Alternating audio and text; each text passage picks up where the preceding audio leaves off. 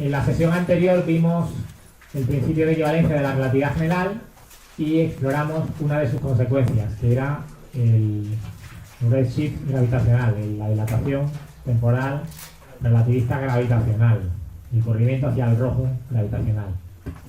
Hoy vamos a seguir explorando a un nivel matemáticamente un poco más profundo las consecuencias del principio de equivalencia, ¿vale? Entonces, para ello, en primer lugar, vamos a recordar el espacio de Minkowski, el espacio-tiempo en relatividad especial. En el espacio de Minkowski, lo que tenemos es que se trata de un espacio cuadridimensional.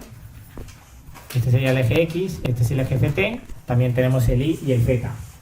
Y entonces cada suceso en el espacio de Minkowski, por ejemplo este suceso, pues viene caracterizado por, vamos a poner por ejemplo este suceso, viene caracterizado por un vector que es un cuadrivector. Entonces ese cuadrivector pues tenía una serie de coordenadas que eran CT, X, Y y Z. O en notación con índices, X0, X1, X2 y X3.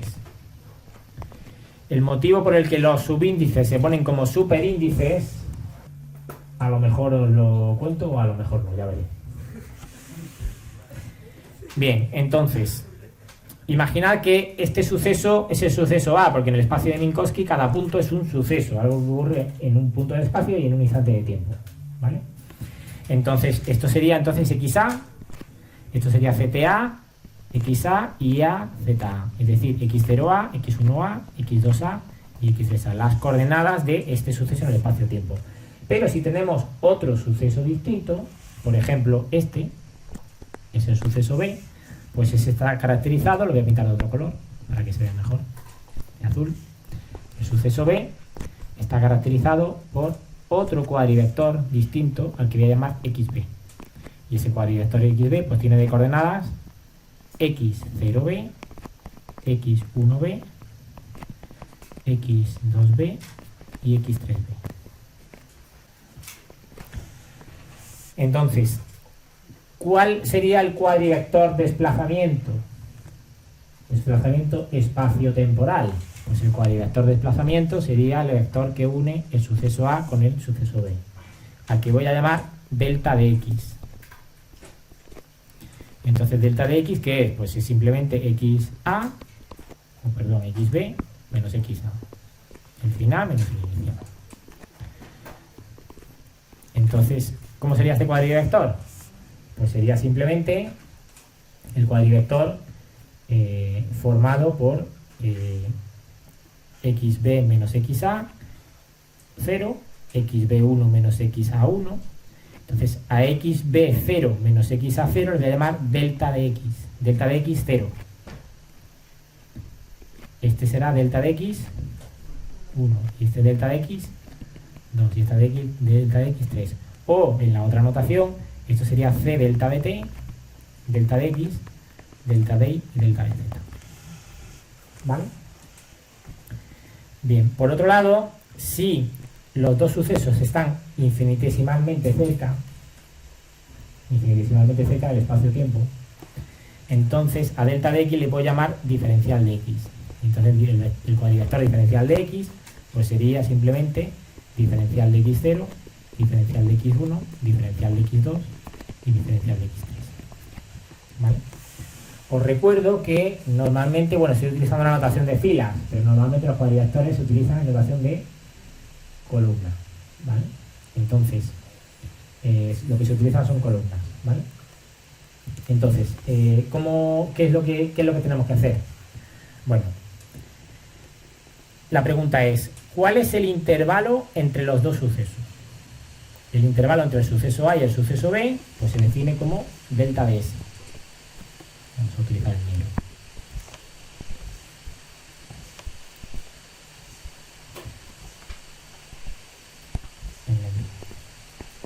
Delta de S, pues os recuerdo que se definía como C delta de T al cuadrado menos delta de X al cuadrado menos delta de Y al cuadrado menos delta de Z al cuadrado. Entonces este intervalo, os recuerdo que se mantenía invariante cuando pasábamos de un sistema de referencia inercial a otro, ¿vale? En el caso de que los dos sucesos estén infinitesimalmente cercanos, entonces el intervalo es con diferencial. Diferencial de S es C diferencial de T al cuadrado, menos diferencial de X al cuadrado, menos diferencial de Y al cuadrado, menos diferencial de Z al cuadrado. Bien. ¿Cómo podemos escribir esto en términos de cuadrivectores, el intervalo en términos de cuadrivectores? Bueno, pues si os fijáis, con la notación de índices, esto sería diferencial de x0 al cuadrado, menos diferencial de x1 al cuadrado, menos diferencial de x2 al cuadrado, menos diferencial de x3 al cuadrado. Mucho cuidado que este 2 significa elevado al cuadrado, mientras que este 0 no significa elevado a 0, es el subíndice 0 que lo pongo como superíndice, ¿vale? Entonces, ¿cómo puedo poner esto en términos de cuadrivectores? Pues el truco está en escribir lo siguiente. Podemos hacer lo siguiente, y es escribir un cuadrivector fila por un cuadrivector columna. Y entonces esto sería lo equivalente a hacer un producto de estos dos cuadrivectores. Entonces aquí vamos a poner diferencial de x0. Aquí vamos a poner diferencial de x1, aquí diferencial de x2 y aquí diferencial de x3. Y aquí igual, diferencial de x0, diferencial de x1, diferencial de x2 y diferencial de x3. ¿Vale? ¿Sí? Claro, entonces, si os fijáis, si hacemos este producto, lo que se obtiene al hacer este producto son una serie de términos todos positivos. Por ejemplo, lo que hay que hacer es, cuando multiplico una matriz por otra, digo, muy bien, este término va con este, ¿no? Entonces me queda un diferencial de x0 al cuadrado. Ahora, este término iría con este. Y entonces me quedaría un diferencial de x1 al cuadrado. Pero ocurre que, si os fijáis, aquí hay un menos, ¿no? Vale, es el menos que nos indica que la métrica en el espacio de Minkowski tiene una asignatura que es, no es la asignatura euclídea, sino es la asignatura florenciana. La asignatura con la que estamos trabajando es más, menos, menos, menos. Entonces, ¿cómo se arregla esto? Pues esto se arregla poniendo aquí un menos, aquí un menos y aquí un menos. ¿Vale? Entonces, un momento. Claro, este de aquí, si os fijáis, es el cuadrivector posición, bueno, el cuadrivector desplazamiento infinitesimal sería, ¿vale? Pero este de aquí no es el cuadrivector desplazamiento infinitesimal, si miráis, tiene un menos y un menos, ¿no? ¿Vale? Entonces, ¿cómo se arregla esto? Con la métrica del espacio-tiempo, con la matriz de la métrica del espacio-tiempo, ¿vale? Y esto ya lo hemos dado, ¿vale? Entonces, ¿cómo se arreglaría esto? Pues simplemente lo hacemos así, ponemos igual a diferencial de x0, diferencial de x1, diferencial de x2, diferencial de x3, aquí ponemos una matriz y aquí diferencial de x0, diferencial de x1, diferencial de x2, diferencial de x3. Entonces, yo quiero que esta matriz, cuando se multiplica por este vector, me dé lugar a todos los signos negativos que tenía antes. ¿Cómo consigo eso? Con una matriz diagonal, con un más 1, menos 1, menos 1, menos 1. Y el resto, todos ceros. Es una matriz diagonal. ¿Vale? Entonces, a esta matriz es lo que yo llamaba la matriz asociada a la métrica del espacio-tiempo.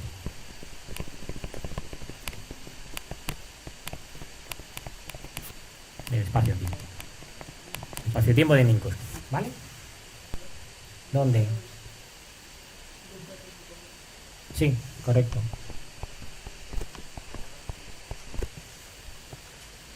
¿Ese era el problema que teníais? Ah, menos mal. Pensé que era algo más importante. Vale. Entonces, ¿qué le pasa al intervalo relativista? Que si os fijáis, el intervalo relativista infinitesimal se puede escribir de esta manera, que es lo que se llama una forma cuadrática. Y esta forma cuadrática queda determinada por la métrica del espacio-tiempo. ¿Vale?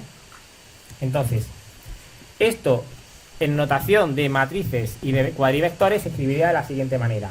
Tengo este cuadrivector, que es el cuadrivector delta de x, lo multiplico por una cuadrimatriz, que voy a llamar G, y a su vez lo multiplico por el cuadrivector delta de x. Entonces, este delta de x es este, G es esto, y el otro delta de x es este. ¿Vale?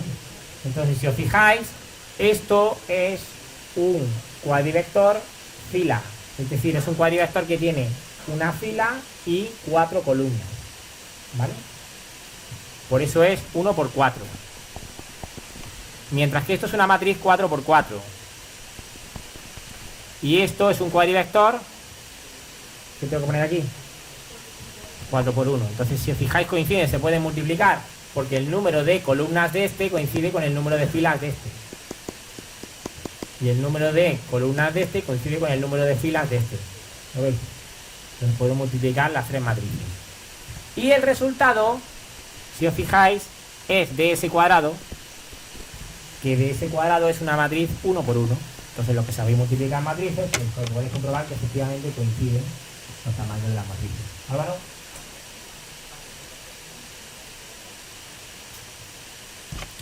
Sí, tiene razón. El puñetero soy, ¿eh? Diferencial, ¿vale? Entonces, esta notación no es la que normalmente solemos usar los físicos. Los físicos solemos utilizar la notación de Einstein. Entonces, ¿en qué consiste la notación de Einstein? En la siguiente. Si os fijáis, aquí lo que tengo es dx0, dx1, dx2, dx3. Y aquí lo que tengo es g00, g01,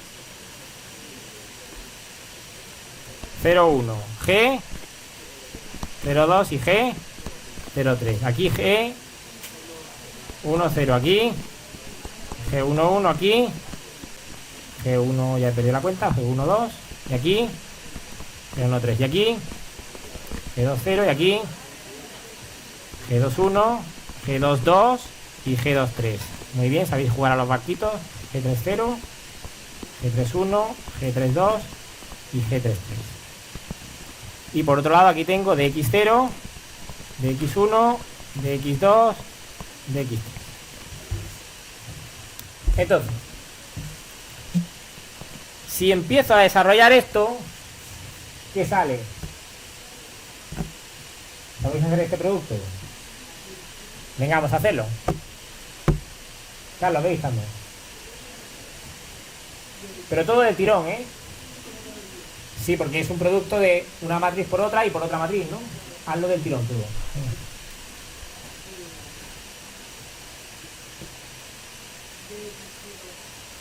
dx0, g00, dx0, muy bien, eso es un término, más dx0 por g10, seguro.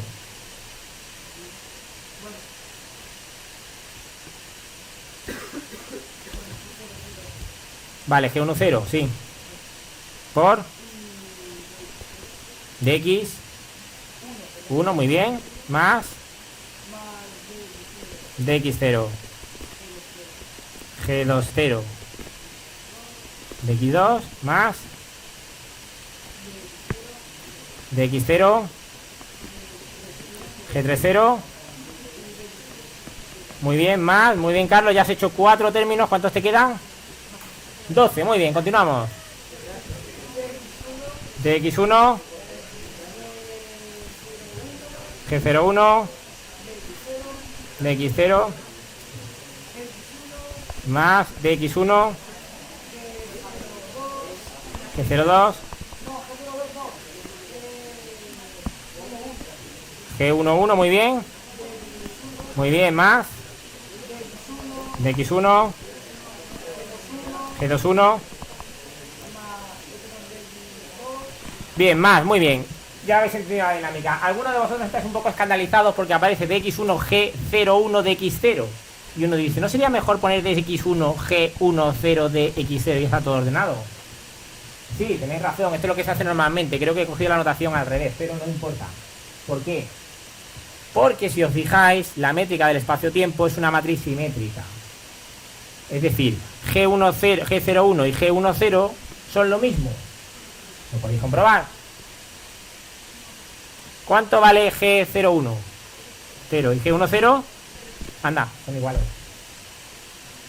Entonces, es una matriz simétrica, ¿vale? Entonces, en conclusión, salen 16 términos, ¿vale? Bien. Porque salen muchos, son 16. Entonces, claro, ¿por qué escribir 16 términos pudiendo escribir un solo término que valga por todos ellos? ¿Cómo se hace eso? Pues muy sencillo. Esto es des x y por g y j por dxj. Sumando para todos los y, para todos los j, desde 0 hasta 3. Y entonces, si desarrolláis esa suma, como hay 4 posibles valores de y 4 posibles valores de j, pues 4 por 4, 16 combinaciones distintas, hay una suma de 16 términos, que es exactamente la suma que me estaba dictando Carlos. Bien. Ahora bien, Einstein dijo, ¿y para qué voy a poner la suma? Si ya se sabe. Como el índice y aparece repetido, porque aparece aquí y aparece aquí, cuando me aparece un índice repetido, eso quiere decir que ya estoy sumando. Entonces, ¿para qué voy a escribir el símbolo de sumatorio? Si ya sé que está. Igual el sumatorio en J. El índice J aparece repetido. No tengo necesidad de escribir el sumatorio en J. Ya se sabe. Conclusión. Quitamos el sumatorio. Pero no porque no esté, sino porque ya sabemos que está, para que vamos a perder tinta en escribirlo. Entonces, Einstein escribe el intervalo relativista infinitesimal de esta manera y termina antes. No solo eso, sino que se puede operar con esta cantidad, que son 16 sumandos, se puede operar con ellos de una vez, aplicando la propiedad distributiva. Si tengo que multiplicarlo por 5, se multiplica por 5 cada uno de ellos, por lo cual, como 5 veces 5. ¿Sí? Claro, eso es lo que estaba diciendo, que se puede utilizar un convenio de que Y es fila y J es columna, o al revés. Pero en el fondo da igual, porque como la matriz es simétrica, si cambias filas por columnas no cambia absolutamente nada. Con lo cual, en este caso, no necesitamos perder el tiempo en pararnos a pensar cuál es la fila y cuál es la columna. ¿Vale? ¿Sí? ¿Más duda? ¿No? Si confundimos filas con columnas, en vez de salir una matriz, sale la traspuesta de esa matriz. Eso lo sabéis, los de segundo. Pero ¿qué importa? ¿Vale? ¿Sí? Si la matriz es simétrica, es igual a su traspuesta. ¿Vale? Bien.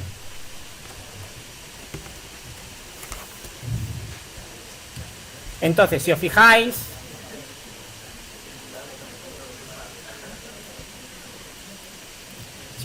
en el espacio-tiempo de Minkowski, la métrica del espacio-tiempo, que se suele escribir aquí así, G y J de Minkowski, ¿vale? La GJ de Minkowski, ¿vale? La GJ de Minkowski es simplemente, la matriz de esto es simplemente, pues eso, menos 1, 0, 0, 0, 0, 0, 0, 1, no, al revés, más 1, menos 1, 0, 0, menos 1, 0, 0, menos 1, 0. Entonces, si os fijáis, ¿qué le pasa a la métrica del espacio de Minkowski? ¿Vale? La métrica en el espacio de Minkowski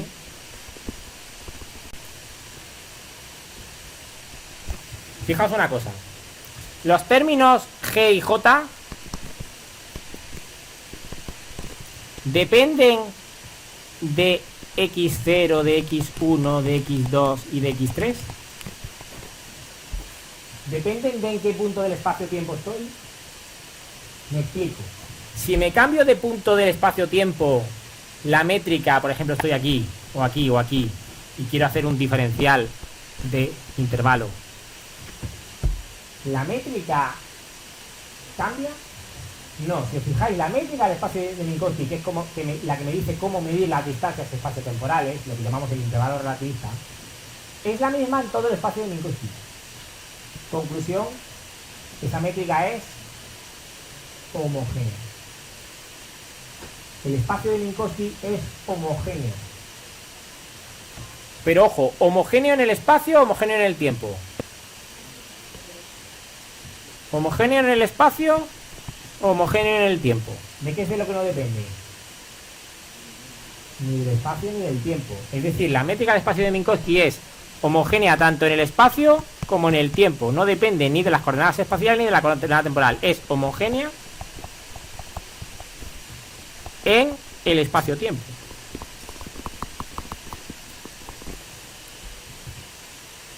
Y también es que, ¿cómo habéis dicho? ¿Es isótropa?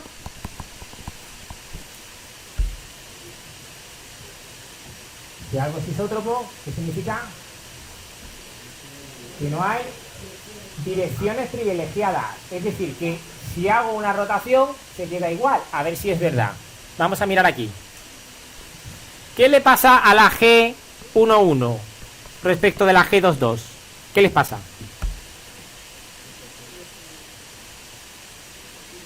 Son iguales. Son iguales. Vamos a escribirlo, vamos a ponerlo todo bonito. Venga, vamos a poner esto aquí.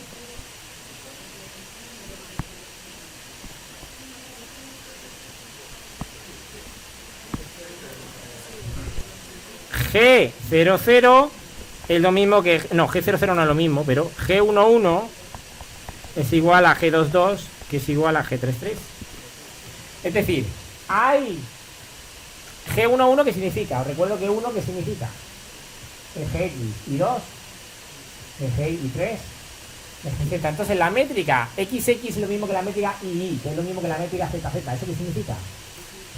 Que el eje X es tan guay como el Y, que es tan guay como el Z. Es decir, que no hay direcciones privilegiadas. Es decir, que la métrica del espacio-tiempo es isótropa. Y hay más. Es que el G01 es lo mismo que el G02, que es lo mismo que el G03. Por ejemplo, el G01, el G02 y el G03 son iguales. ¿Iguales a qué? A 0. Y el G11 es igual al G22, que es igual a G33, que es igual a ¿qué? A -1. Entonces, fijaos, son iguales. ¿Sí? ¿Cómo? ¿Hay tiempo privilegiado? Pues no, porque fíjate que la métrica del espacio de Minkowski, no depende de distancia de tiempo. Luego no hay tiempos privilegiados, por eso es homogénea en el tiempo. Ahora, si me preguntas, esto lo que significa es que es invariante bajo rotaciones en el eje Z, en el eje Y y en el eje X. Es decir, puedo hacer la rotación que a mí me dé la gana. Por ejemplo, si hago una rotación en el eje Z, pongo la X donde está la Y, pero pongo la Y donde está menos X, ¿no? Pero como la métrica no depende de si es Y o si es X, pues es invariante. Pero lo que tú me estás preguntando es, ¿y si hago una rotación mezclando el tiempo? No, si hago una rotación mezclando el tiempo, dices, ay, el tiempo es distinto, porque resulta que en el caso del tiempo, la G00 no es -1, es +1. Y eso me da una diferencia entre el espacio y el tiempo, ¿lo veis? Sí, claro, por eso si quiero hacer una rotación que mezcle el tiempo con el eje X, no es una rotación normal, es una rotación ¿de qué tipo? Hiperbólica. También llamada de rotaciones hiperbólicas. ¿Qué tipo de transformaciones son? Transformación de Lorentz. Es decir, físicamente se corresponden con ¿qué? Pues una transformación de Lorentz significa físicamente que cambio de sistema de referencia. Me estoy montando en un tren. ¿Qué quiere decir eso? Que el tiempo es igual de privilegiado que las X, pero hay que tener en cuenta la pequeña sutileza de que las rotaciones, por culpa de ese +1 y -1 que hay, no son rotaciones normales, son rotaciones hiperbólicas. Pero si os fijáis, también es invariante entonces la métrica bajo transformaciones bajo rotaciones hiperbólicas.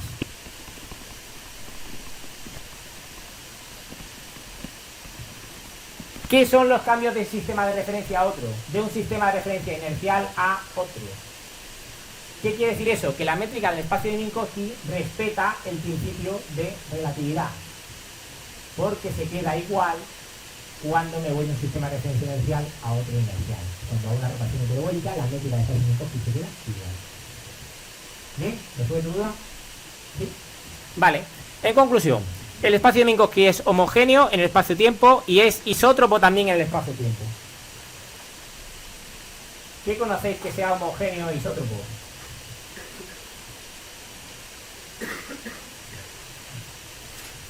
¿Qué conocéis? Los sistemas de referencia inerciales. Es decir, los sistemas de referencia inerciales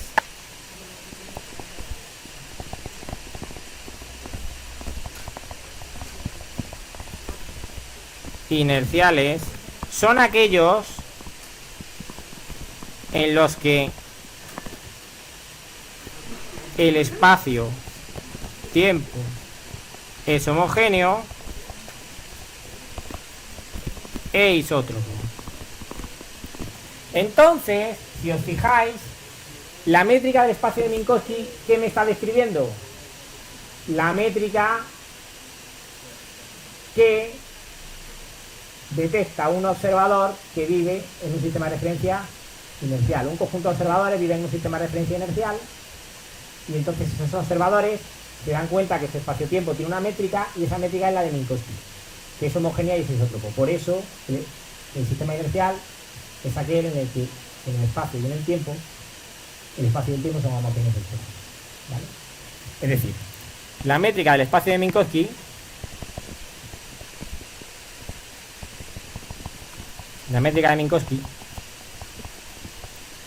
nos describe el espacio-tiempo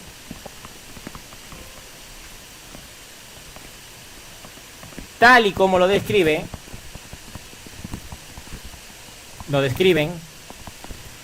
unos observadores a los que voy a llamar X1, X2 y X3, porque si os fijáis, si cada observador vive en un punto distinto del espacio, luego, ¿qué nombre ponerle que sus coordenadas? Ahora mismo vosotros estáis sentados en las sillas, cada uno de vosotros tiene un nombre, ¿no? Pero eso es muy complicado, un nombre que tuvieron muchos padres totalmente caprichoso. Es mucho mejor pues, llamar a Yaye el 1-1, tú el 1-2, tú el 1-3, tú el 2-1. Es mucho más sencillo. Entonces, a los observadores os vamos a llamar, os podemos llamar por vuestras coordenadas donde estáis. Y cada uno de ellos, cada uno con un reloj sincronizado, porque como todos vosotros estáis en el mismo sistema de referencia, vuestros relojes pueden estar sincronizados.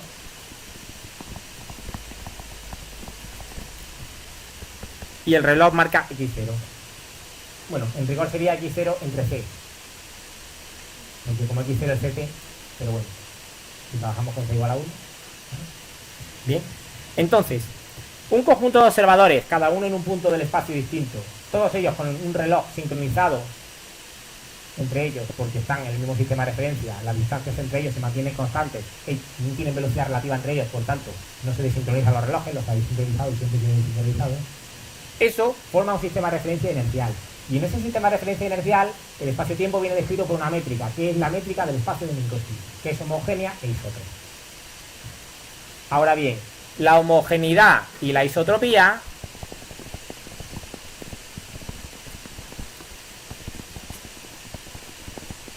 nos permiten demostrar una ley de la isotropía, nos permiten demostrar la ley de inercia. Entonces, de aquí concluimos que todos los observadores de un sistema de referencia inercial van a ver que los cuerpos, las partículas libres que no están sujetas a interacción, ¿qué van a hacer? Una partícula libre que no está sujeta a interacción, ¿qué comportamiento va a tener? Ir en línea recta con velocidad constante, ni más rápido ni más lento. Entonces, estos observadores van a ver que las partículas libres se mueven en línea recta. Pero ojo, ¿la línea recta qué es? De todas las trayectorias posibles en el espacio-tiempo, la línea recta es, ¿me he pillado? Lo vimos el otro día. La línea recta es la más larga. La línea recta no es la más corta, es la más larga en el espacio de Minkowski, por culpa de la asignatura con el signo menos que tiene. ¿Recordáis eso? Entonces, las líneas rectas son las que hacen que delta de S sea el más grande posible.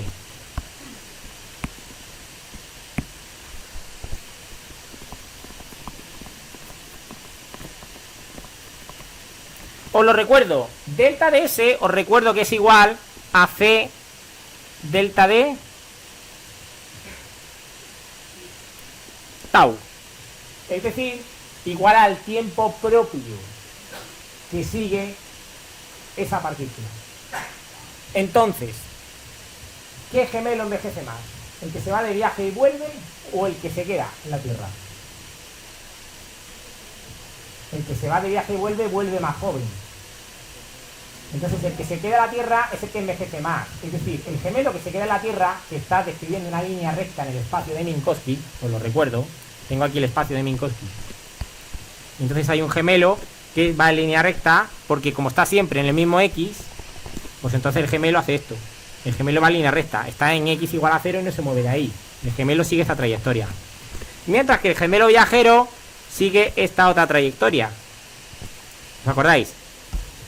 Entonces, de los dos, ¿cuál tiene más delta de tau? ¿Cuál tiene más tiempo propio? ¿Cuál ha envejecido más? El que se queda en la Tierra envejece más. Es decir, este gemelo rojo envejece más. Entonces significa que tiene un delta de tau más grande. Eso significa que tiene un delta de S más grande. Es decir, el gemelo que ha ido en línea recta en el espacio de Minkowski tiene un delta de S más grande. Por tanto, la línea recta del espacio de Minkowski es aquella que maximiza el intervalo espacio-temporal. Las líneas rectas son las que dan una distancia espacio-temporal más larga, no la más corta, la más larga. ¿Rafa? Sí. Sí.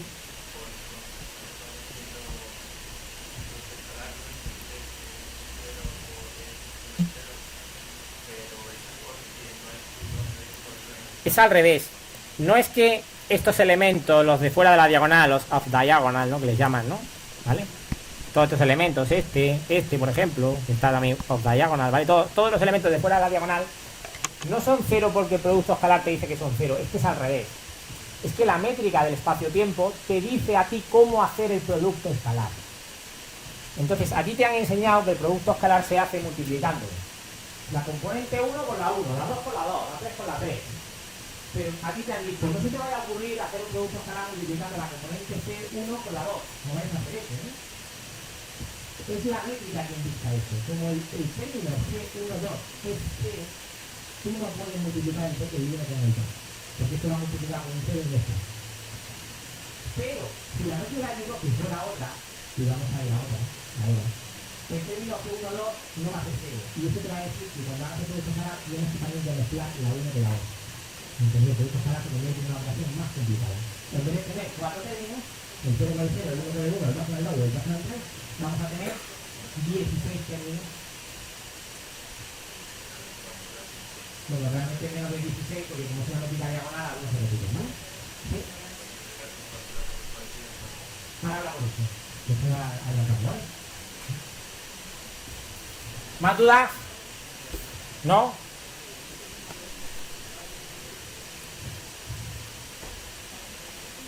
¿Seguro? ¿Sí? Entonces fijaos una cosa.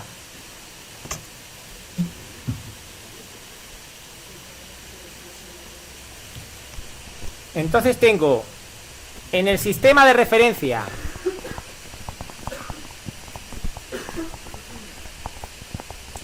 K, que está formado por los observadores cuyas coordenadas son, cuyo reloj es x0 y que están en x1, en x2 y en x3. En este sistema de referencia, el K, el que no tiene prima, como es un sistema inercial, es inercial, eso implica que las partículas libres, ¿qué significa una partícula libre? No está sometida a fuerzas, siguen trayectorias rectas en el espacio-tiempo. ¿Por qué? ¿Por qué una partícula libre en el espacio de Minkowski va a seguir una línea recta? ¿Por qué? Porque en el espacio-tiempo, todo en RU, cuando lo pinto, ¿qué es? Una línea recta. ¿Vale? Ahora es donde viene lo nuevo. Hasta ahora esto fue la introducción de la clase.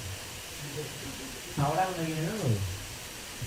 Y si me voy a un sistema de referencia no inercial, y si me voy al sistema de referencia de un cohete que acelera hacia arriba, estoy en el espacio, no hay ningún tipo de interacción, no hay planeta, no hay gravedad, no hay nada.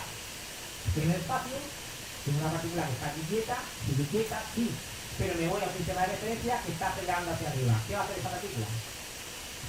En ese sistema de referencia cae. Entonces, si me voy a un sistema de referencia no inercial, mirad lo que pasa. Este es el eje X. Y tengo aquí una partícula que se mueve en línea recta. Esta es la partícula. Libre. Se mueve en línea recta. ¿Por qué no cae? Porque no hay gravedad, no hay nada, no hay fuerza que actúe sobre la partícula. La partícula sigue un movimiento rectilíneo uniforme. Ahora bien, si me voy a un sistema de referencia X', que acelera, ¿qué ven los observadores que viven en el sistema de referencia X'?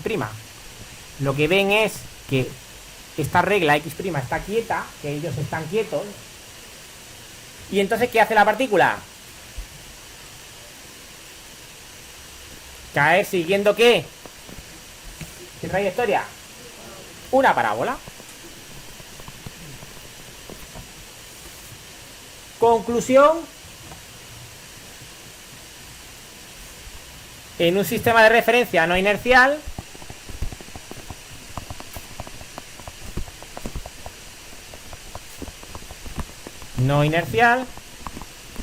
no se cumple la ley de inercia. No lo esperabais, ¿a que no?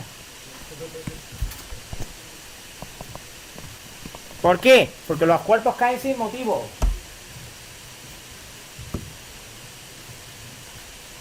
Los cuerpos caen. Dos partículas libres caen.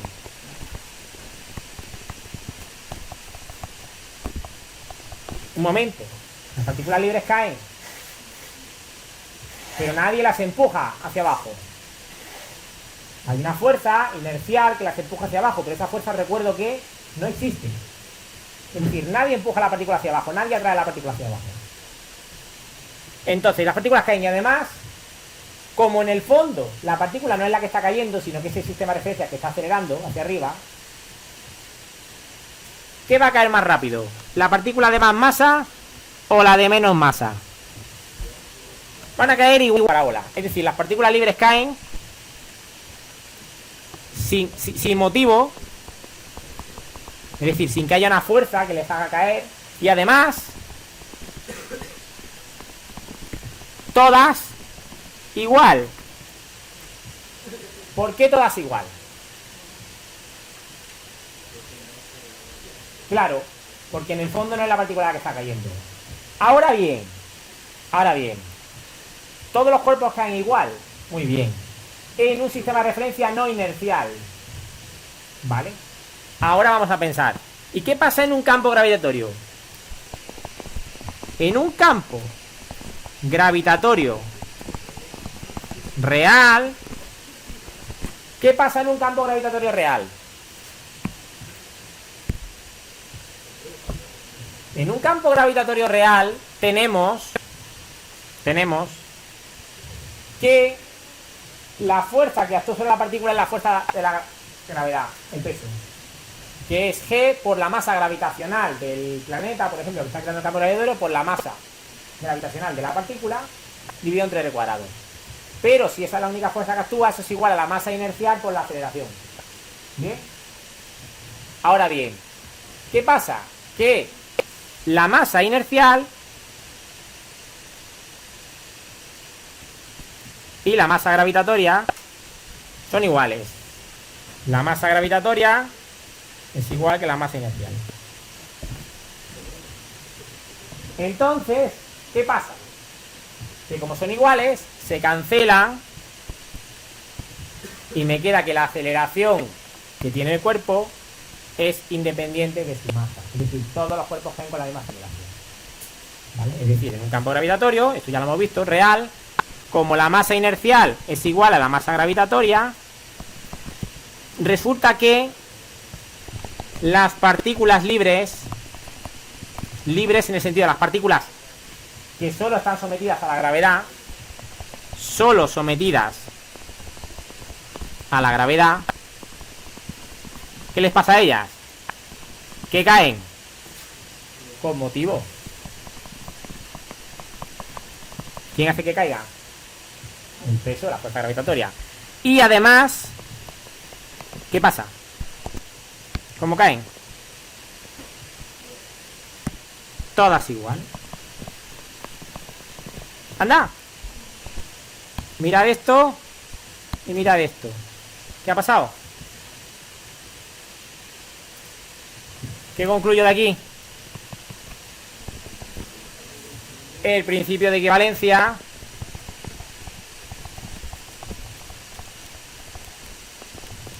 de la relatividad general.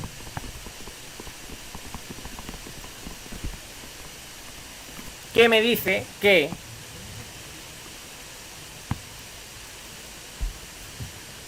un campo gravitatorio real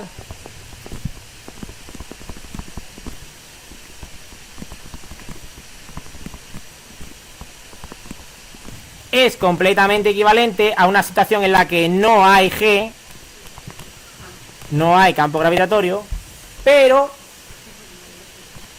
estoy en un sistema de referencia que acelera con aceleración A. Las dos situaciones son indistinguibles desde dentro. ¿Vale? Bien. Ahora, fijaos en lo siguiente. Hasta ahora, la relatividad que hemos estudiado está basada en el principio de relatividad, que me dice que las leyes de la física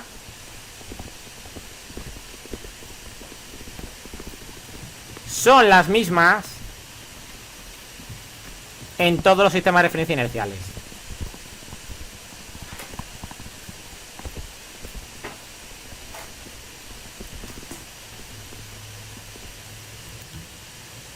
Sin embargo, el principio de equivalencia de la relatividad general lo que me está diciendo es que, como es completamente equivalente localmente una situación con un campo gravitatorio real a una situación con un sistema de referencia no inercial, lo que me está diciendo es lo siguiente: váyase usted a un sistema de referencia no inercial. ¿Qué pasa? ¿Que la ley de la física la van a cambiar? Sí, claro, los cuerpos aceleran solos, ya no se cumple la ley de inercia. Un momento, hay otro punto de vista. Podemos decir, no, la ley de la física son las mismas. Lo que pasa es que aparece un campo gravitatorio que no estaba antes. En un sistema de referencia no inercial los cuerpos caen, y yo siempre puedo decir que es porque ha aparecido un campo gravitatorio. Conclusión: el principio de equivalencia de la relatividad general, si os fijáis, es una generalización, y de ahí la palabra general, del principio de relatividad. Me dice, pues así nos vamos a poner más chulos todavía. La ley de la física no solamente la vamos a escribir de forma que sean las mismas cuando me voy de un sistema de referencia inercial a otro inercial, es que voy a escribir la ley de la física de tal manera que se van a poder escribir de la misma manera aunque me vaya a un sistema de referencia no inercial. Es que los sistemas inerciales parecen cosas raras. Claro, sí. Meto campo gravitatorio que hacen el efecto de esas cosas raras que pasan en las inerciales.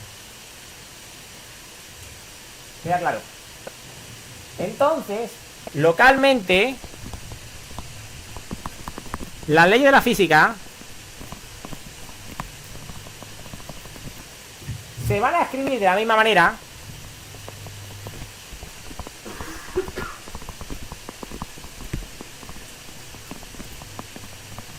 aunque me vaya a un sistema no inercial. Me vaya al sistema K', que es no inercial.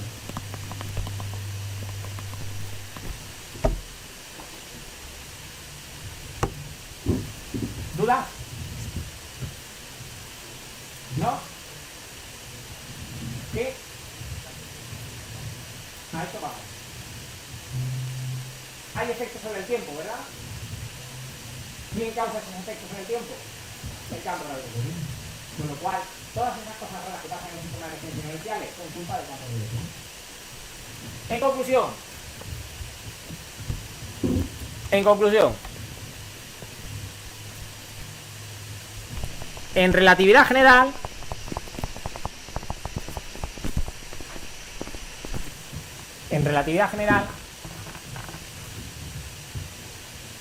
no hace falta trabajar con sistemas de referencia inerciales. De hecho, vamos a ver que no existe.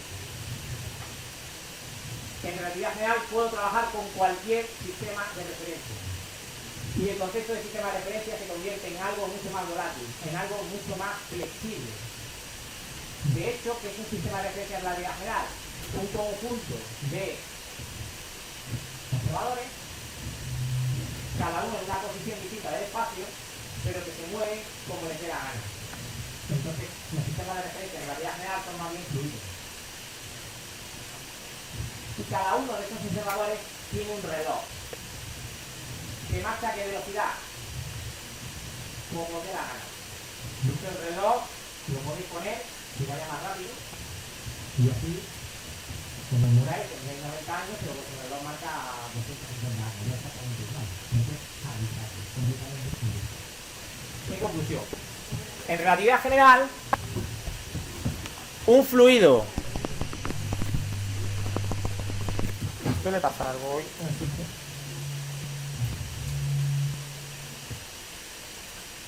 En relatividad general, un fluido de observadores que marcha con velocidades arbitrarias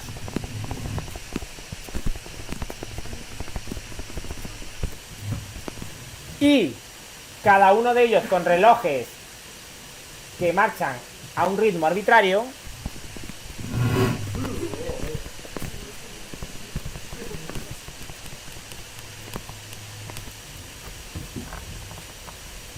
cada uno de ellos con relojes que marchan a un ritmo arbitrario,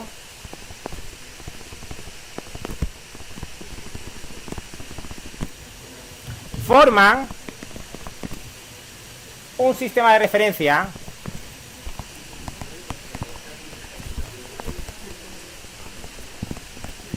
al que Einstein llamó molusco de referencia. Bueno, molusco de referencia, las traducciones al español de la obra del alemán. Bien.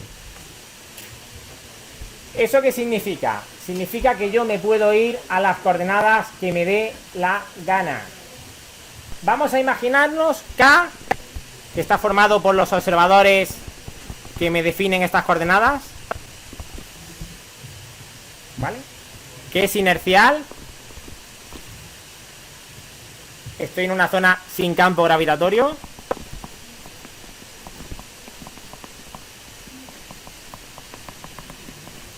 Y me voy a ir a un sistema de referencia K', que está formado por observadores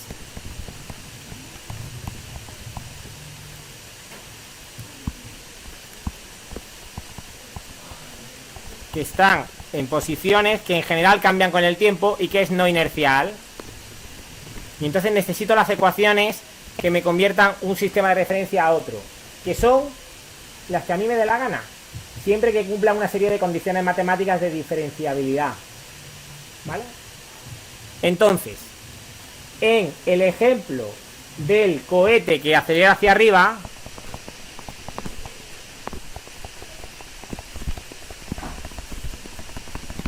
¿cuáles son las ecuaciones de transformación del cohete que acelera hacia arriba? Bueno, pues lo vimos en la sesión anterior. X es igual a x' más un medio de a t cuadrado. ¿Recordáis eso?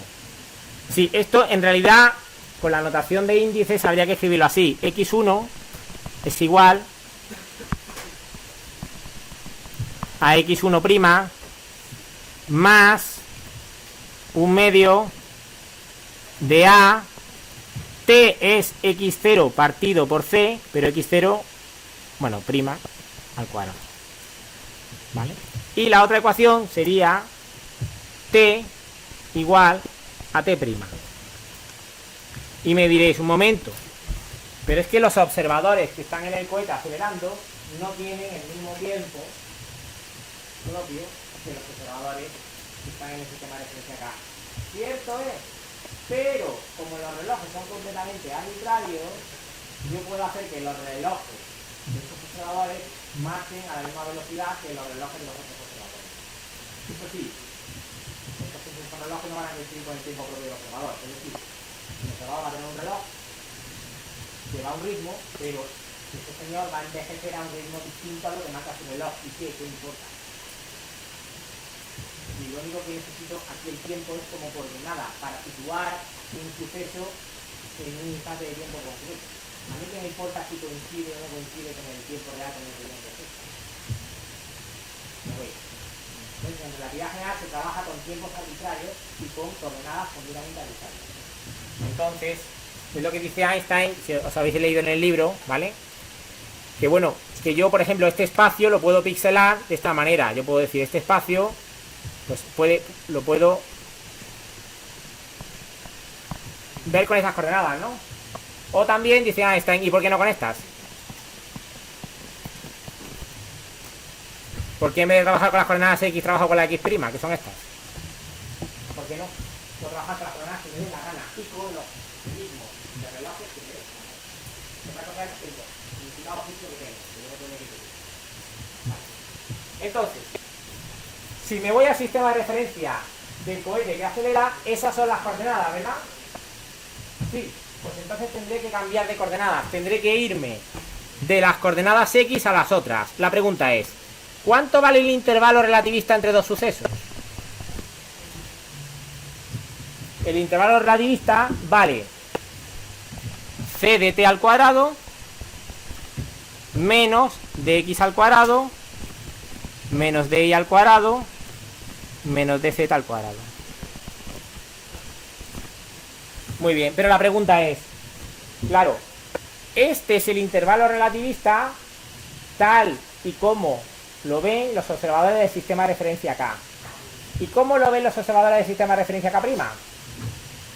Pues tendré que sustituir. Aquí que pone t, que pongo t', y aquí que pone x, que pongo x' más un medio de at cuadrado, donde t cuadrado, como es t', es t' al cuadrado. ¿Bien? Entonces ahora vamos a hacer un poquito de matemáticas. Es simplemente un cambio de variables. Estoy trabajando con las variables sin primas, y como quiero averiguar cómo es la métrica del espacio-tiempo, cómo es el intervalo relativista para los observadores K', para los no inerciales, lo que voy a hacer es hacer el cambio de variable. Entonces aquí os tengo que explicar una pequeña cosa de matemáticas, y es la siguiente. Imaginad que tengo en matemáticas una función z es función de x y de y. Esto es una función de dos variables, ¿vale?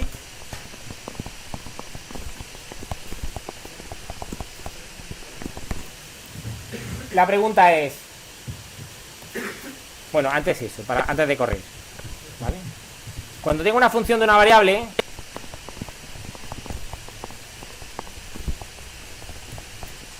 que es y igual a f de x, la pregunta es, entonces, ¿cuánto es diferencial de y?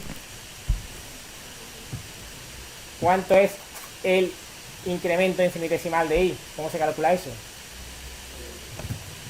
Pues la derivada de y respecto de x por diferencial de x. ¿Hay alguien que no lo vea? ¿Lo veis todos, no? Sí, vale. La pregunta es, ¿y eso cómo se hace con dos variables? Porque con dos variables, esto los matemáticos no lo escriben así, f' de x, ¿no? Diferencial de x, ¿no? ¿Vale? Lo habéis utilizado para hacer el cálculo de errores en la análisis de datos experimentales. El error en y es el error en x por la derivada, ¿verdad? Sí. Bien. Bien, entonces, cuando tengo una función de una variable, el diferencial de y lo calculo simplemente multiplicando el diferencial de x por su derivada, ¿vale? La pregunta es, ¿qué pasa cuando tengo una función de dos variables?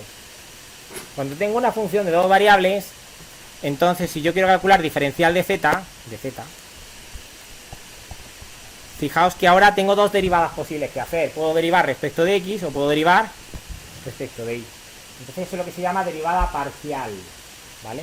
Entonces se escribe así, derivada parcial de la función f de z respecto de x.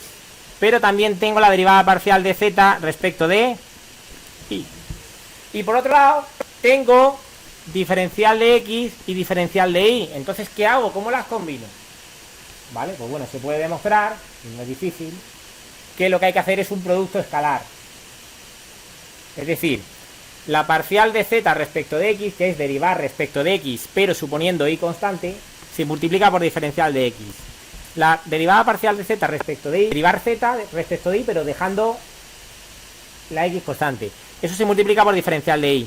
Y luego, como todo producto escalar, la x con la x, la y con la y se suman. Y entonces así se calcula el diferencial de z.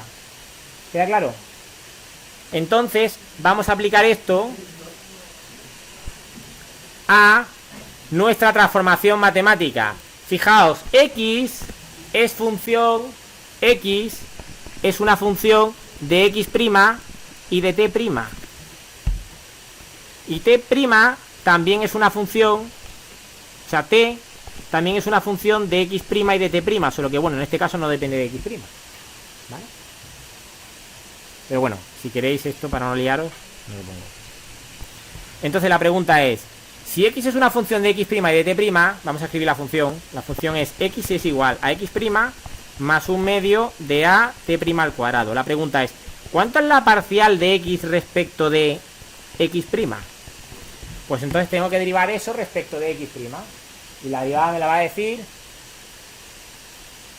Pablo. ¿Cuánto es la derivada de x respecto de x'?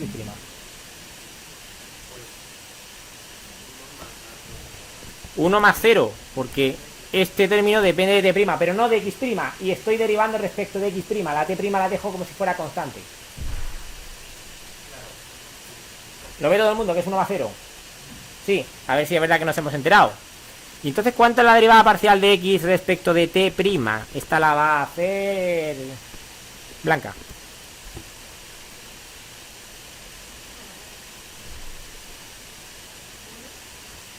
Fíjate que el primer término es x', ¿no? Pero cuando derivo respecto de t', la otra variable, la x', la dejo como si fuera una constante. Pero, muy bien.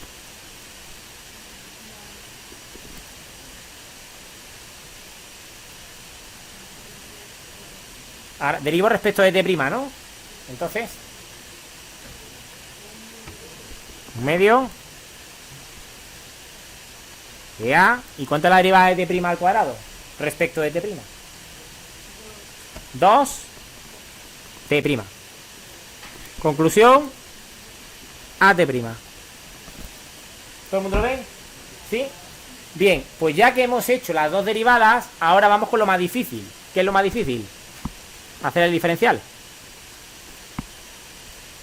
¿Cuánto es entonces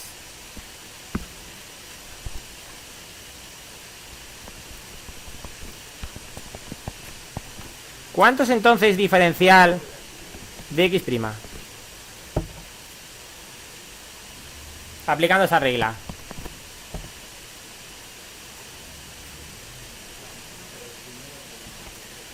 Bien, primero tengo que derivar x' respecto de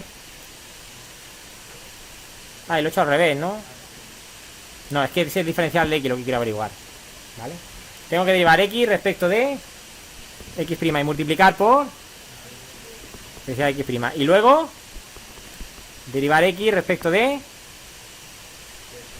t'. Y luego multiplicar por diferencial de t', ¿no? Vale, pues entonces esto vamos a hacerlo. Aquí queda igual. La parcial de x respecto de x', 1. Luego ni la pongo. Más.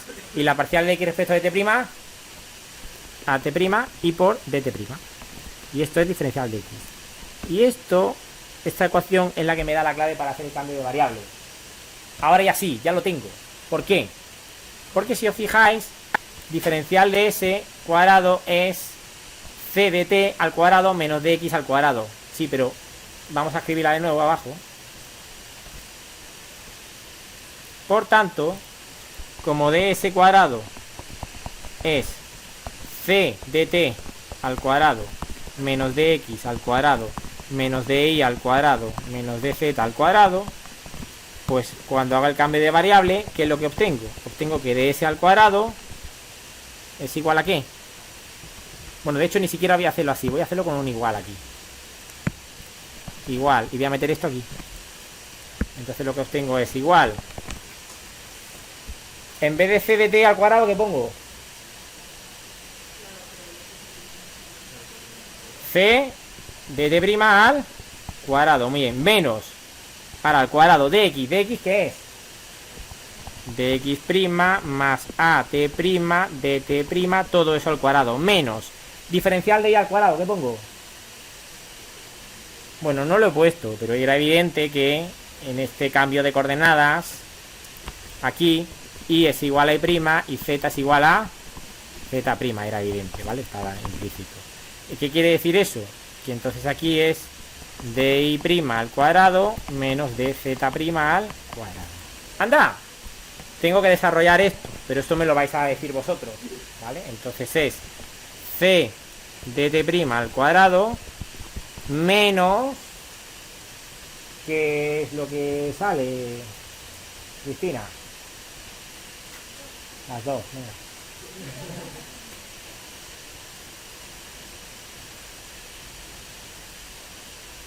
¿Qué sale? Claro, tengo una suma al cuadrado, ¿no? ¿Cómo es eso? Dx', todo eso al cuadrado, muy bien, ¿qué más? ¿Cómo que más? Tiene un menos. Menos. Muy bien, a cuadrado, t' cuadrado, dt' al cuadrado, muy bien, ¿qué más? Menos, dos veces, muy bien, a t', dt' y que no se te olvide, muy bien, menos di cuadrado, menos di' cuadrado, menos dz cuadrado. Entonces, si os fijáis, anda, ¿qué le está pasando a la métrica del espacio-tiempo?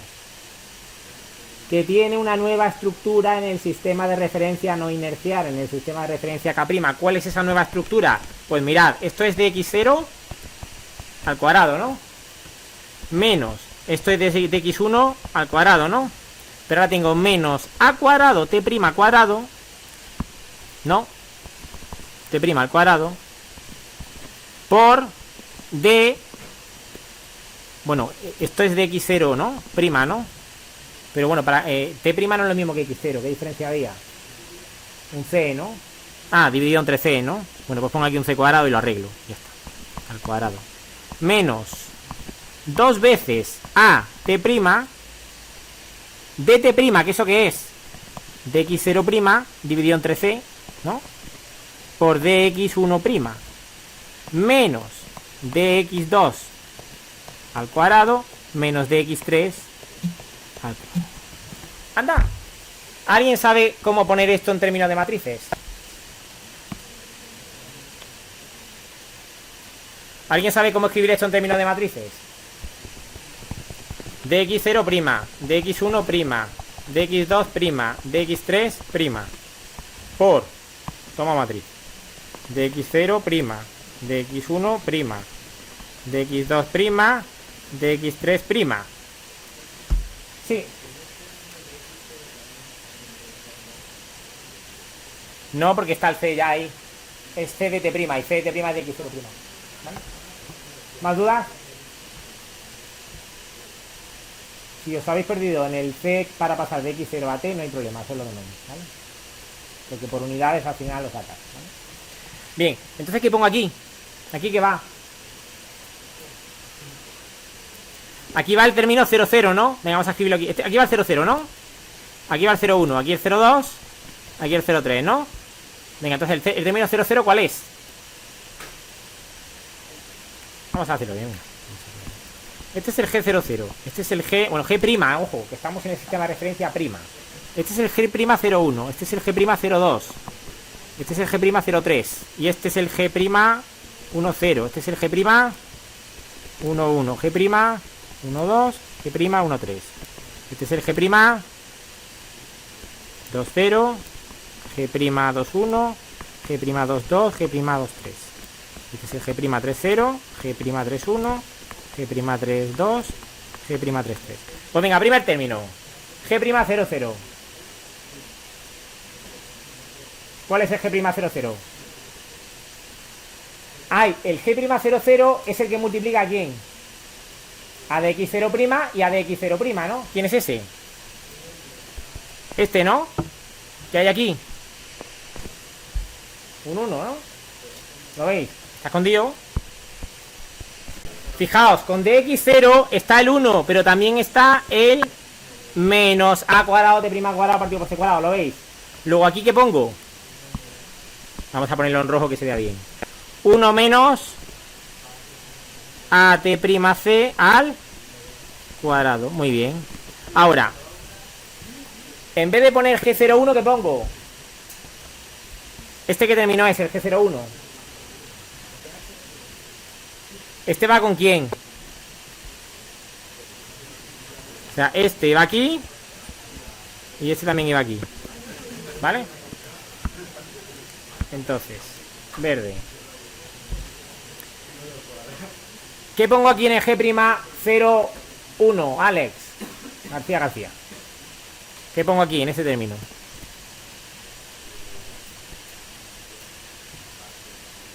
Muy bien, este va aquí. Luego la conclusión es que aquí lo que hay que poner es menos 2 at' partido por c. ¿Vale? ¿Y aquí qué pongo? En este de aquí, ¿qué pongo? El 0,2, ¿qué es? ¿Hay algún término que mezcle el 0 con el 2, Alex? No, entonces, ¿qué pongo? Muy bien. ¿Y aquí? 0. ¿Y aquí? Pero no puedo ponerlo dos veces. Ya lo he puesto una vez. Muy bien, como tiene que ser simétrica, quito el 2. Muy bien, Alex. Y entonces aquí, ¿qué hago? Pongo menos at' partido por c. Es decir, el término está repartido entre el 0,2 y el 2,0. Como son el mismo, lo reparto simétricamente. Muy bien, ¿y aquí? ¿Aquí qué va? ¿Aquí qué va? Ah, este de aquí, ¿no? O aquí va el menos 1, muy bien. ¿Y aquí?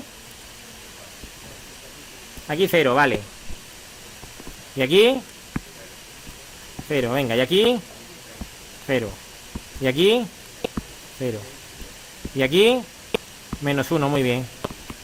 ¿Y aquí? 0. Venga, deja todo ya. 0, 0, 0, 0. Menos 1. ¡Anda! ¿Qué le ha pasado? Y esto multiplicado por esta, ¿vale?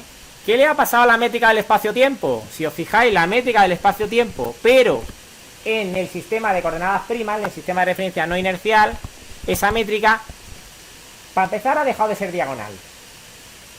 Y además ha dejado de ser de Minkowski. Aquí había un 1, sí, pues ahora no. Ahora hay un 1 menos at' partido por c al cuadrado. Aquí había un 0, muy bien. Ahora hay un menos at' partido por c. Aquí 0, 0. Aquí un menos at' partido por c.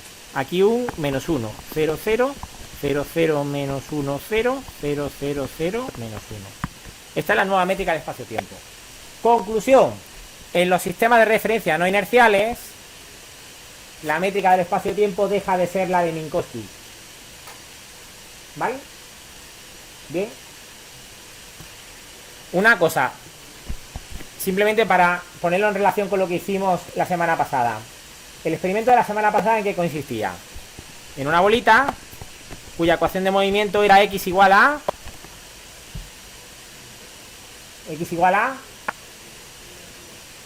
0. La bolita estaba quieta porque como no había gravedad no caía. Ahora, x igual a 0, como x es igual a x' más un medio de at cuadrado, implicaba que x' era igual a ¿qué? A menos un medio de at cuadrado. Y entonces los señores del sistema de referencia prima pensaban que la bolita caía. ¿Recordáis eso? Claro, de aquí puedo despejar at', y at' me sale igual a ¿qué? Me sale igual a menos 2x partido por a, ¿no? No, menos 2xa, ¿no? ¿Cuánto es at' aquí? Ah, bueno, at' al cuadrado vamos a despejar, venga. ¿Cuánto es? Menos 2xa, eso es, ¿vale? ¿Qué? Lo he hecho bien, ¿no? Sí. Ahora, ¿cuánto es at' partido por c? Pues esto, pero entre c al cuadrado. ¿Recordáis eso? Conclusión, esta métrica del espacio-tiempo la puedo escribir donde pone at' partido por c al cuadrado, pongo menos 2xa partido por c cuadrado. Es decir, vamos a escribir de nuevo la métrica del espacio-tiempo, solo que aquí pongo ¿qué? Ah, por cierto, es x', claro. No me lo habéis dicho. Bien, entonces es 2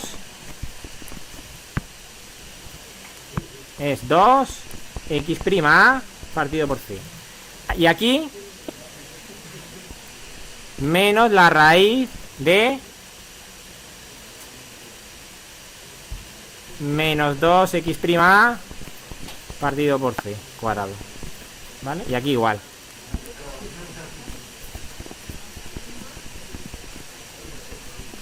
No os alarméis, no es la raíz de un número negativo, porque os recuerdo que en toda la trayectoria de la bolita x' es negativo porque cae para abajo. ¿Sí? Vale. Entonces, si os fijáis, primera conclusión. La métrica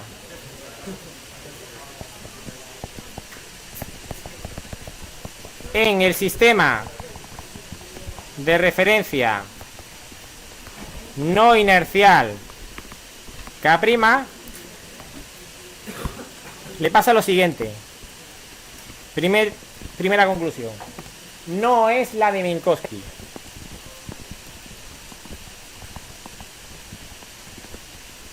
Es la de Minkowski deformada. ¿Vale? Bien. Segunda conclusión. ¿Es homogénea? ¿Es homogénea? Si yo me cambio y me voy a un x' distinto, ¿cambia la métrica?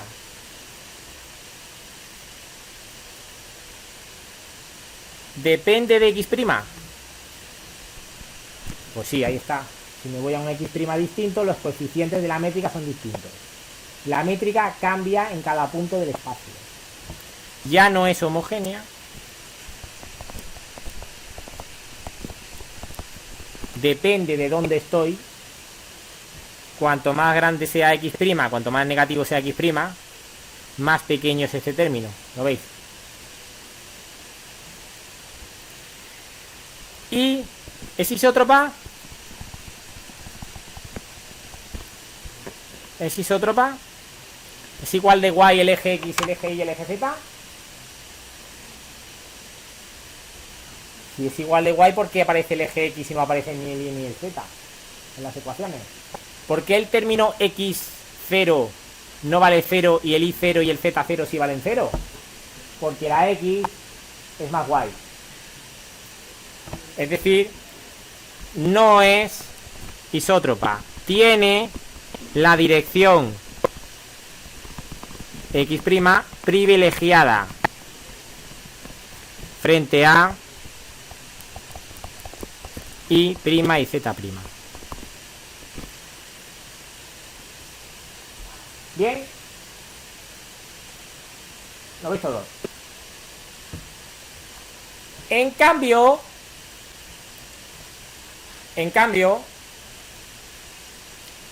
ojo, esto lo he obtenido para un sistema de referencia que es el sistema de referencia K', ¿no? Conclusión, si aplico el principio de equivalencia de la relatividad general, si esto pasa para un sistema de referencia no inercial, ¿qué va a ocurrir en un campo gravitatorio real? Lo mismo, es decir, si aplico el principio de equivalencia,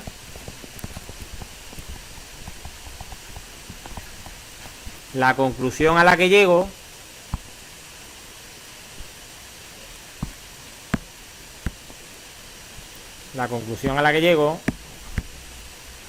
estoy haciendo esto para correr más, la conclusión a la que llego es la siguiente.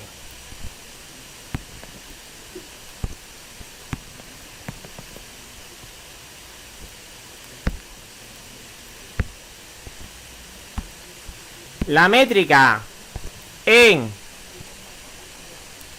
vez de poner un sistema de referencia no inercial, ¿qué pongo? En un campo gravitatorio real.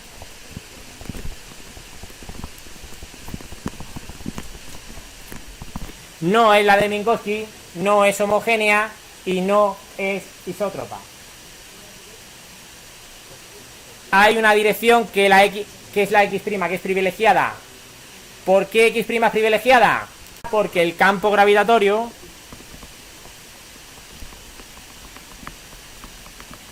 empuja hacia X' negativa. Entonces, en un campo gravitatorio real no hay isotropía en el espacio, hay una dirección Y, ¿que cuál es? Para abajo, porque las cosas caen para abajo. ¿Sí? La métrica no es homogénea porque puedo estar más cerca o más lejos del planeta. Puedo estar más alto con más energía potencial o más bajo con menos energía potencial. ¿Lo veis? Fijaos lo que ha pasado. Repito lo que ha pasado.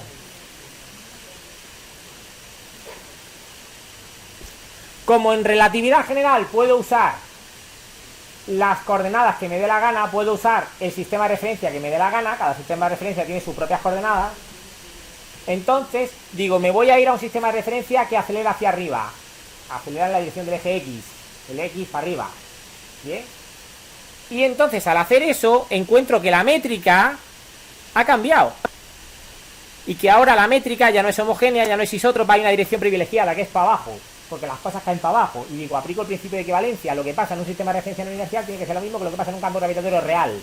Conclusión: en un campo gravitatorio real, la métrica del espacio-tiempo está deformada, no es la de Minkowski, no es homogénea, la métrica tiene que depender de las coordenadas. La métrica tiene que depender de X0, de X1, de X2, en general de X3. La métrica depende de en qué coordenada estoy. Y además no es isótropa, hay direcciones privilegiadas. ¿Qué dirección privilegiada? Aquella en la que caen los cuerpos. Entonces, ¿dónde está la genialidad de Einstein? La genialidad de Einstein está en decir, el campo gravitatorio en realidad no es una fuerza, es una deformación del espacio-tiempo. En un sistema de referencia inercial, sin campo gravitatorio, hay homogeneidad, hay isotropía, el espacio-tiempo es homogéneo, es isótropo, hay simetría. En un campo gravitatorio real, esa simetría se ha roto. El campo gravitatorio no es una fuerza, es simplemente una ruptura de simetría del espacio-tiempo, que hace que haya direcciones privilegiadas. Es decir, el campo gravitatorio es la deformación que tiene el espacio-tiempo. No es una fuerza. Los cuerpos caen, no porque hay una fuerza que les empuja hacia abajo. No existe la fuerza gravitatoria. Los cuerpos caen porque el espacio-tiempo está deformado. La métrica está deformada, hay una dirección privilegiada, que es aquella a la que los cuerpos caen. Y la pregunta es, ¿cómo caen los cuerpos? ¿Siguiendo qué trayectoria? Bueno, vamos a pensar. En el sistema de referencia K, en K, una partícula libre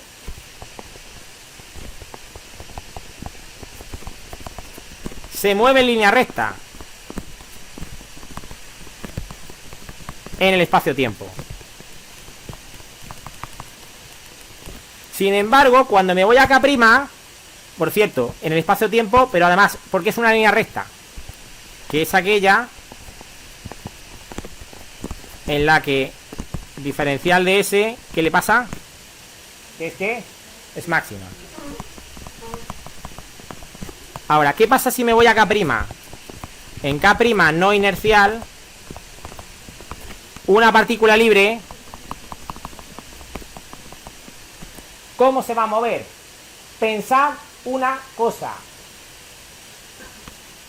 ¿Cómo he obtenido ds' al cuadrado? No lo he escrito, está aquí. ds' al cuadrado. ¿Cómo la he obtenido? Ay, ds' cuadrado viene de aquí. ¿Qué viene de aquí? ¿Qué viene de aquí arriba? Tengo que ir para arriba. ¿Qué viene de aquí arriba? ¿Qué viene de aquí arriba? ¡Anda! ds cuadrado. ¡Anda! ds' cuadrado. ¿Qué ha pasado? ¿Qué relación hay entre ds y ds' cuadrado? Son iguales. Incluso, aun habiendo medido un sistema de referencia no inercial, el intervalo sigue siendo un invariante. Es decir, que ds y ds' cuadrado, ds es lo mismo que ds' cuadrado. Entonces, si os fijáis, lo que está pasando es lo siguiente. ds es dxy g y j de xj. Y ds' cuadrado es dxy prima g y j prima de xj prima. ¿Cómo dxj' es distinto a dxj y dxy' es distinto a dxy, porque son observadores distintos, son coordenadas distintas? ¿Cómo esto es distinto a esto y esto es distinto a esto? Para que esto pueda ser igual, necesariamente g' y j tiene que ser igual a g, tiene que ser distinto a g y j. Es decir, la métrica es distinta, pero el intervalo es el mismo. Ahora bien, una partícula libre se mueve haciendo ds máximo. Por tanto, como el intervalo es el mismo, si me cambio de sistema de referencia, ¿qué trayectoria sigue la partícula en el sistema de referencia K'? Aquel que hace ds cuadrado máximo, ¿no? Pero ds cuadrado, ¿qué es? ds' cuadrado. Y tiene que ser máxima. Entonces, las partículas en los sistemas de referencia no inerciales, en los sistemas de referencia no inerciales, se mueven siguiendo trayectorias en el espacio-tiempo que son líneas rectas. No son líneas rectas, lo hemos visto, se curvan. No son líneas rectas ni en el espacio ni en el tiempo. En el espacio porque caen parabólicamente, y en el tiempo tampoco, porque cuando ya es un MRUA, si yo lo pinto no es una recta. Es decir, se mueven siguiendo trayectorias que no son líneas rectas. No son líneas rectas, pero ¿qué propiedad cumplen? Pero que cumplen que ds' cuadrado es máxima. ¿Sabéis cómo se llama a las trayectorias que, aunque no son líneas rectas, maximizan la distancia en el espacio-tiempo?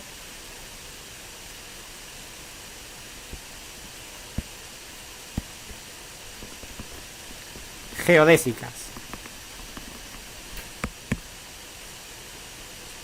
Conclusión.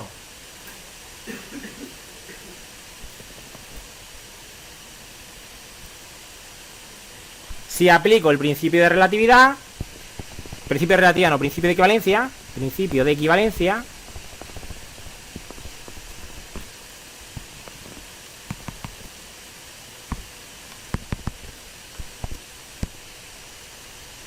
¿a qué conclusión llego? A la conclusión que llego es que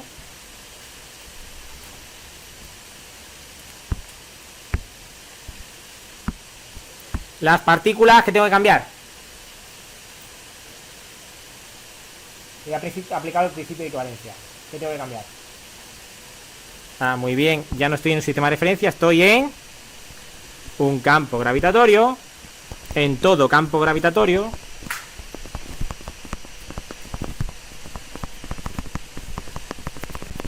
se mueven siguiendo trayectorias en el espacio-tiempo que no son líneas rectas, son geodésicas, las de intervalo relativista más grande.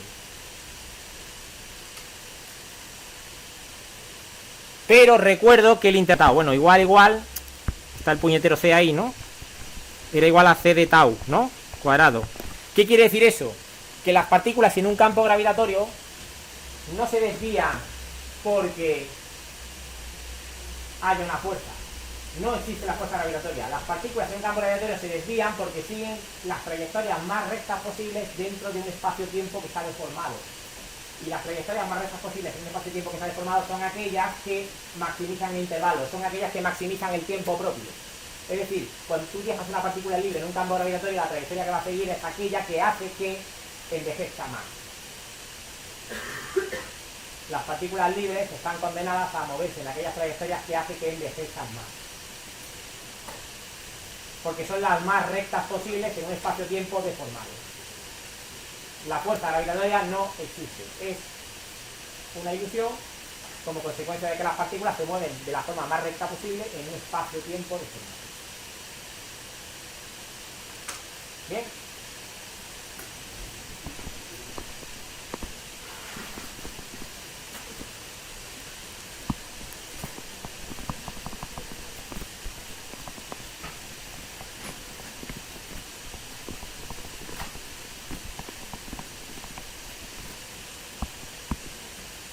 Tal que la partícula envejezca lo máximo posible. Vamos a sacar el cuerpo. ¿Era un genio o no era un genio? ¿Sí?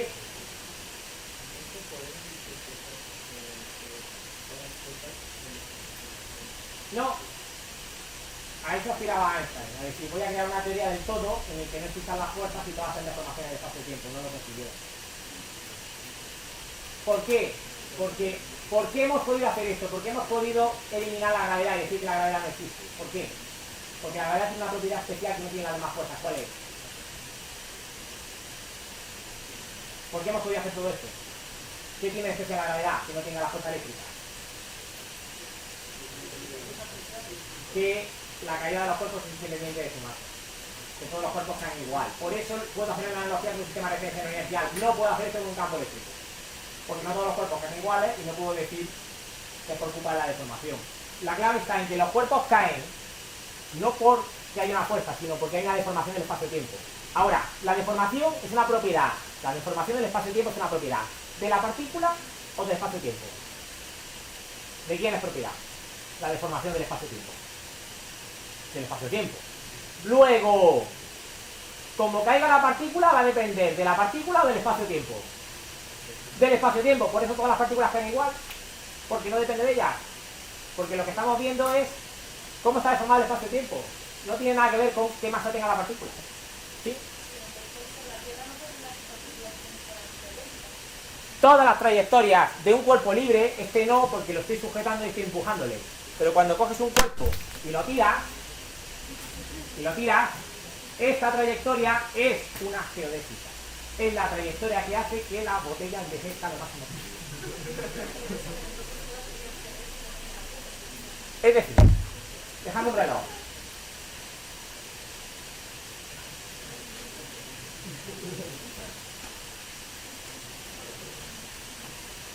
Tengo los relojes sincronizados, perfectamente sincronizados, ¿vale? Bien.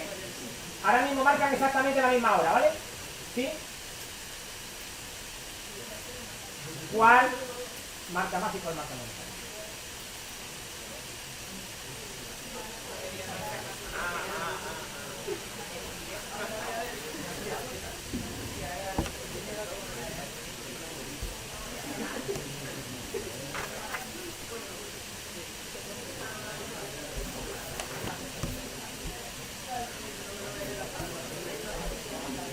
Seguimos. Silencio. Ahora, ¿quién tiene la culpa de que se haya deformado el espacio-tiempo?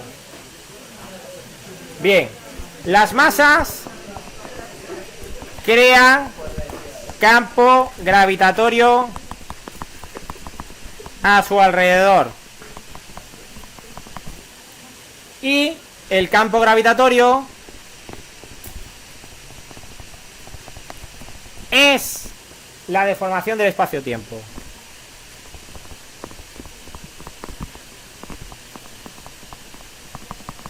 La deformación de la métrica del espacio-tiempo. Conclusión, ¿qué se concluye de aquí? Las masas deforman el espacio-tiempo.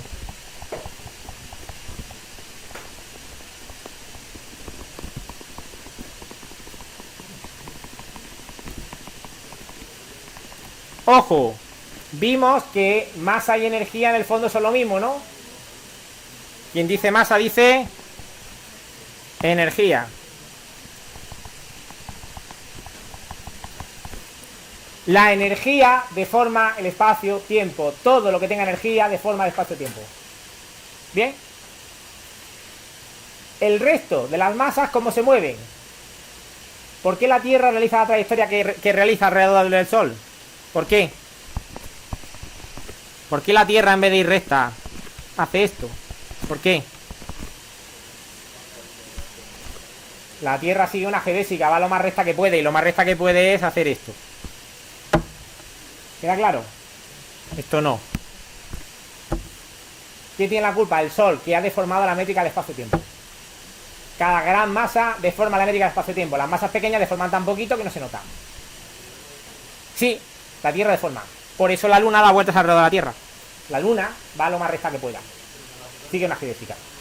Claro, la Tierra deforma poco en comparación con el Sol, pero cerca de la Tierra. No solo eso, es que en el sistema de referencia de la Tierra tú no notas el campo gravitatorio del Sol porque estás en caída libre. ¿Vale? Bien, más cosas. Más cosas. Ahora una cosa. ¿Qué le pasa a la luz? Una cosa. Imaginad un rayo de luz que venga por aquí. ¿Qué va a ser ese rayo de luz? Bueno, sabemos escribir la trayectoria de un rayo de luz. ¿Cuál es la trayectoria de un rayo de luz?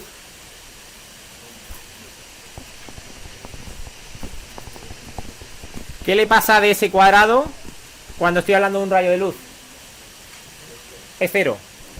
Pues eso también pasa en relatividad general. El rayo de luz tiene por ecuación de ese cuadrado igual a cero. Solo que si la métrica es Minkowski, si G de J es Minkowski, mayúscula, de ese cuadrado igual a cero me da la ecuación del cono de luz, que son líneas rectas. Pero si no es Minkowski, es G y J deformada. Entonces, pensad una cosa. Los que viven en un sistema de referencia K' no inercial, ven a los rayos de luz haciendo ¿qué? Haciendo curva. Porque en el fondo es el ascensor el que está acelerando, no ellos, ¿no? Los rayos de luz. Por tanto, en un campo gravitatorio, ¿qué tiene que hacer el rayo de luz? Curvarse. De hecho, la trayectoria del rayo de luz depende del rayo de luz, ¿no? ¿De qué depende? De la deformación del espacio-tiempo. Cuando yo meta de ese cuadrado igual a cero, esto es una geodésica, pero es la geodésica más rápida posible.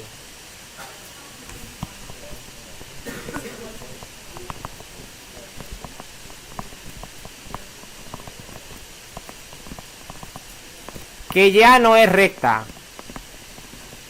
Es decir, el rayo de luz va a curvar. Va a curvarse al pasar cerca del Sol. Un rayo de luz se va a curvar al pasar cerca del Sol. Mirad aquí. Sol. Viene un rayo de luz desde la estrella hasta la Tierra. Pero ¿qué le pasa a ese rayo de luz cuando pasa cerca del Sol?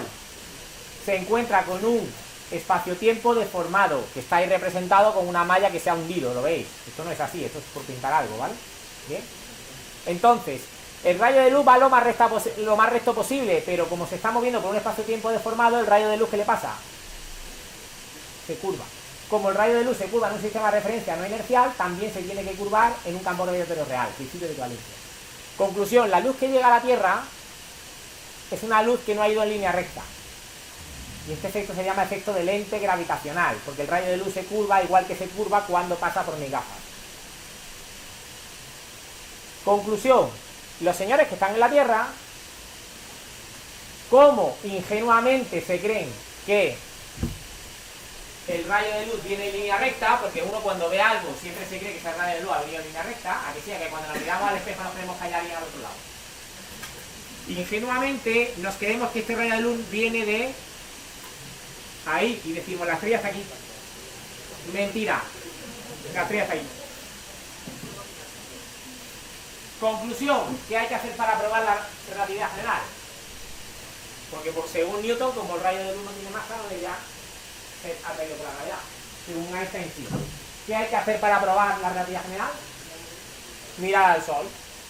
Miras al Sol y la estrella que está al lado, si ha cambiado de sitio, si ha cambiado la constelación, entonces Einstein tiene razón y Newton no. Pues ya está todo el mundo a mirar al Sol, ¿no? ¿No? ¿Lo veis?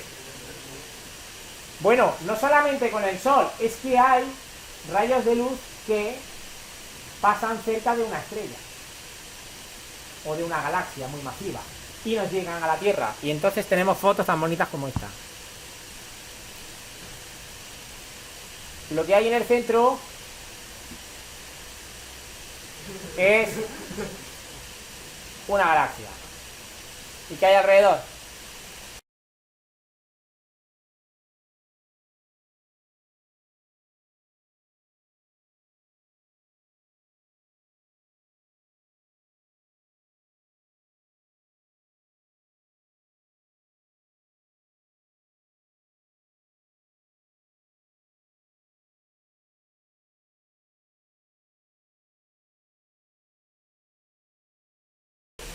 Conclusión, ¿qué es este aro que se ve?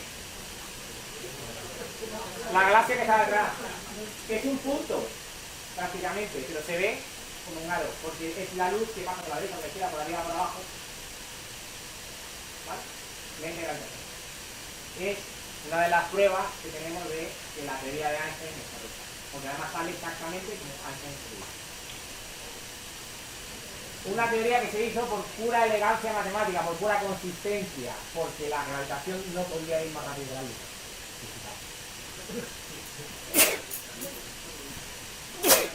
Pero es que hay más, es que si la luz ya no va en línea recta, a los conos de luz que les pasa, que están deformados. Entonces, la luz en un campo gravitatorio no va en línea recta.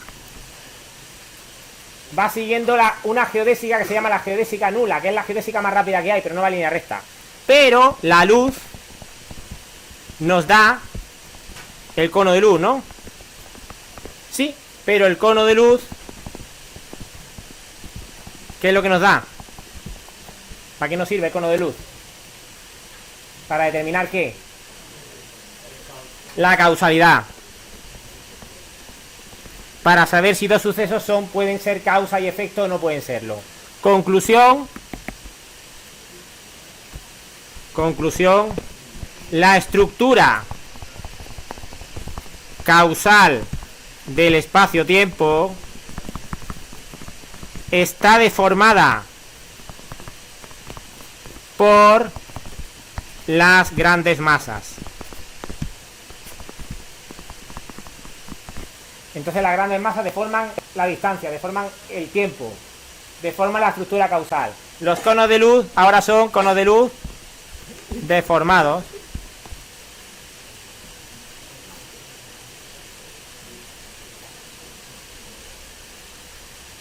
¿Diego? Sí. Sí. Bueno, piensa una cosa.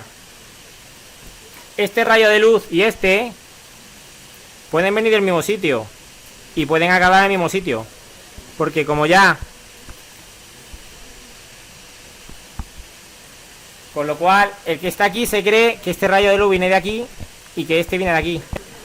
Y dice, anda, si estoy viendo dos estrellas iguales, qué casualidad. ¿Vale? Y en las mismas dos estrellas está el mismo extraterrestre saludando de la misma manera. ¡Qué casualidad! Claro, es que solamente hay una estrella con un extraterrestre, no hay dos iguales. ¿Vale? Bien, sí.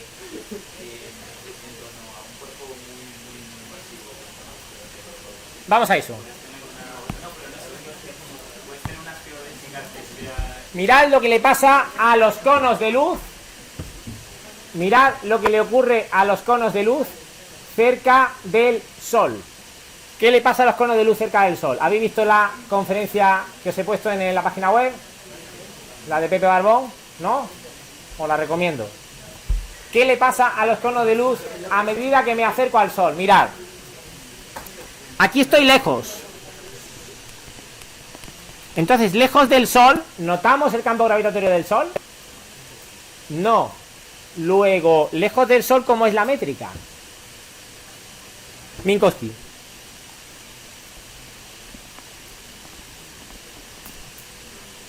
Minkowski, ¿vale? Bien. ¿Veis que los conos de luz están rectos? Son los conos de luz con 45 grados como tienen que ser.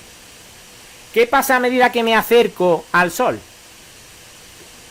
Yo sigo esta trayectoria y digo, anda, me voy acercando al Sol. ¿Qué pasa si me acerco al Sol? Anda, fijaos que aquí el cono de luz ya está un poquito inclinado, ¿lo veis? Y si sigo, anda, si el cono de luz está más inclinado, ¿no? Entonces pensad una cosa. Pensad en el señor que hace esta trayectoria. Y pensad en el señor que hace esta trayectoria. ¿Cuál de los dos señores está más cerca del borde del cono de luz?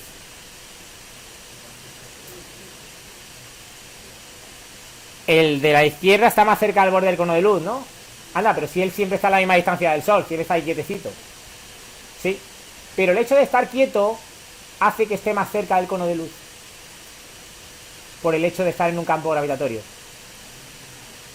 Hasta ahora, en relatividad especial, estar más cerca del cono de luz significaba moverte más rápido.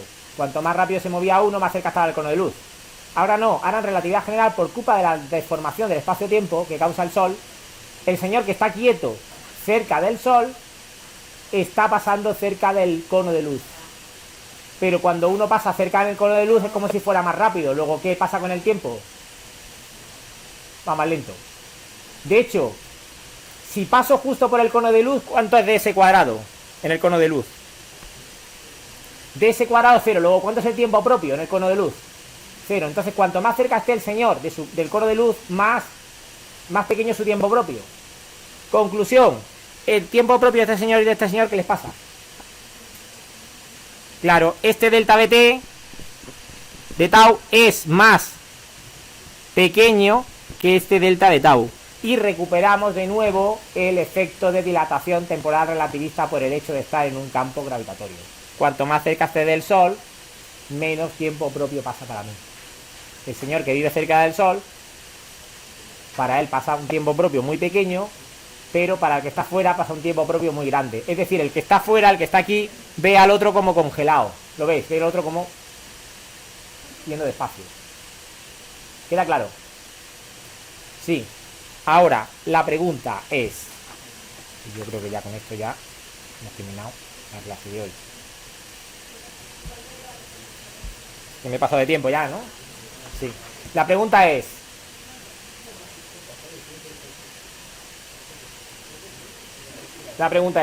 ¿cuánto?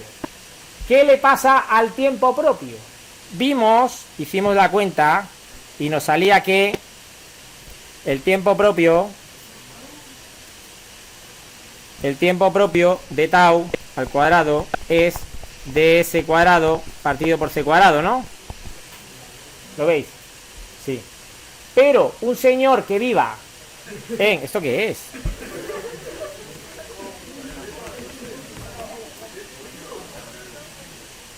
Venga, brete. Ha colapsado el espacio-tiempo. Os doy la enhorabuena, habéis aguantado más que mi CPU.